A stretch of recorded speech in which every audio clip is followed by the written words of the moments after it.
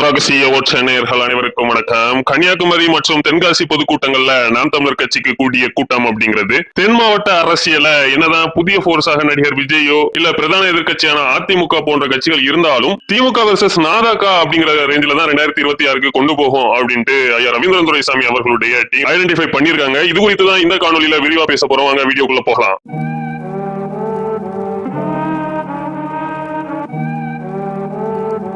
நாம் தமிழர் கட்சியின் தலைமை ஒருங்கிணைப்பாளர் சீமான் அவர்கள் அனைத்து கட்சிகளும் 2026 தேர்தலுக்கான பணிகளை துவங்குறதுக்கு முன்னமே கட்சியின் உட்கட்டமைப்பை வலிமைப்படுத்தும் விதமாக டெல்டா மற்றும் வட மாவட்டங்கள்ல அவருடைய சுற்றுப்பயணத்தையும் கலந்தாய்வையும் முடித்துட்டு இப்போ தென் மாவட்டங்களுக்கு வந்திருக்கிறாரு. நேற்றைய தினம் கன்னியாகுமரியில அவர் நடத்திய பொதுக்கூட்டம் அப்படிங்கிறது சிறப்பாக நடந்துருந்துச்சு. அதே மாதிரி இன்றைய தினம் சாதிவாரி கணக்கெடுப்பு வலியுறுத்தி தென்காசி மாவட்டம் வாசுதேவநல்லூர்ல நடந்த பொதுக்கூட்டமும் மிகப்பெரிய அளவு எழுச்சியா நடந்துட்டு வருது. சோ இந்த பொதுக்கூட்டங்கள் மற்றும் அதில் கூடுகிற கூட்டங்கள் என்ன மாதிரியான மெசேஜ கொடுக்குது அப்படிங்கிற ரேஞ்சில ஐயா ரவீந்திரன் துரைசாமி அவர்களுடைய டீம் ஒரு சீக்ரெட்டான அனலைஸ் பண்ணிருக்காங்க. அதுல கன்னியாகுமரியில நாம் தமிழர் கட்சிக்கு கூடிய கூட்டம் அப்படிங்கிறது ரொம்ப வித்தியாசமா இருக்கு. கடைசி வரை நின்று மக்கள் சீமான் அவர்களுடைய பேச்சை கேட்கிறாங்க. அதே மாதிரி பலம் நிரூபிக்காத நடிகர் விஜய் அவர்களை சீமான் அவர்கள் போட்டு பொழக்கிறது அப்படிங்கிறது சீமான் அவர்கள் என்ன பேசுறாரு அப்படிங்கறத கேட்க கூடுதலான ஒரு போலரைசேஷனை சீமானுக்கு ஏற்படுத்துது. அதை தாண்டி தென் மாவட்டங்கள்ல மிகப்பெரிய ஒரு வீழ்ச்சியை சந்தித்திருக்கக்கூடிய அதிமுக இனி எழும்புறதுக்கு வாய்ப்பே இல்லை அப்படிங்கிற சூழல்ல நாம் தமிழர் கட்சி திமுகவுக்கு நேர் எதிராக போட்டி கொடுக்கிற அளவுக்கான ஒரு வல்லமை வாய்ந்த சக்தியாக வரக்கூடிய 2026ல மாறுறதுக்கான வாய்ப்பு இருக்கிறத இந்த கூட்டங்கள் காட்டுது.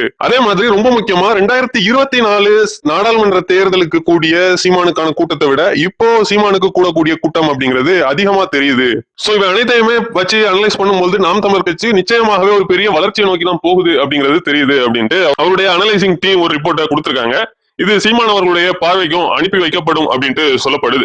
சோ 2026 தேர்தலில் நாம் தமிழர் கட்சி ஒரு சரிவைதான் சந்திக்கும் அப்படின்ட்டு பெரும்பாலான சீமான் எதிர்ப்பாளர்கள் சொல்லும் சூழல்ல தென் மாவட்டங்கள்ல சீமானுக்கான அந்த எழுச்சி அப்படிங்கிறது முன் எப்போதும் இல்லாத அளவுக்கு மிகப்பெரிய அளவு இருக்கு அப்படிங்கிறது உண்மை. அதுக்கு மிக முக்கிய காரணம் சீமான் அவர்கள் பறையர் மற்றும் தேவேந்திர சமூகத்துக்கான அந்த உள் இடஒதுக்கீடு குறித்து ரொம்ப தீர்க்கமான ஒரு முடிவுல இருக்கிறாரு. இந்த விவகாரத்துல சீமானை தவிர தமிழ்நாட்டு அரசியல் களத்தில் இருக்கக்கூடிய எந்த ஒரு பிரதான கட்சியின் தலைவர்களும் இப்படிப்பட்ட ஒரு ஸ்ட்ராங்கான டெசிஷன் எடுக்க முடியாது. அதுவும் அந்த சமூகங்கள் மத்தியில சீமானுக்கு மிகப்பெரிய ஒரு பாசிட்டிவா மாறுது அப்படின்னு சொல்றாங்க. அதை தாண்டி இதுவரை சீமான ஆதரிக்காத அவருடைய சொந்த சமூகமான நாடார் சமூகமும் இனி வரக்கூடிய தேர்தலில் அவருக்கு மிகப்பெரிய அளவு தங்களுடைய ஆதரவை தெரிவிப்பாங்க அப்படிங்கிற தகவல்களும் கிடைக்கும். அனைத்தையுமே கூட்டி கழித்து பார்க்கும்பொழுது தென் மாவட்டங்கள மட்டும் இல்ல தமிழ்நாடு முழுவதுமே பரவலாக நாம் தமிழர் கட்சி ஒரு பெரிய எழுச்சியை பெறதுக்கான வாய்ப்புகள் தான் இருக்கு அப்படின்னு சொல்லப்படுது. அதை தாண்டி தனித்து நிற்கக்கூடிய நாம் தமிழர் கட்சிக்கு நிச்சயமாகவே புதிதா வாக்கு செலுத்தக்கூடிய வாக்காளர்கள் மத்தியில ஒரு கிரேஸ் இருக்கதான் செய்யும். அதை யாராலையும் தடுக்க முடியாது அப்படிங்கிறதா உண்மை. நன்றி, வணக்கம்.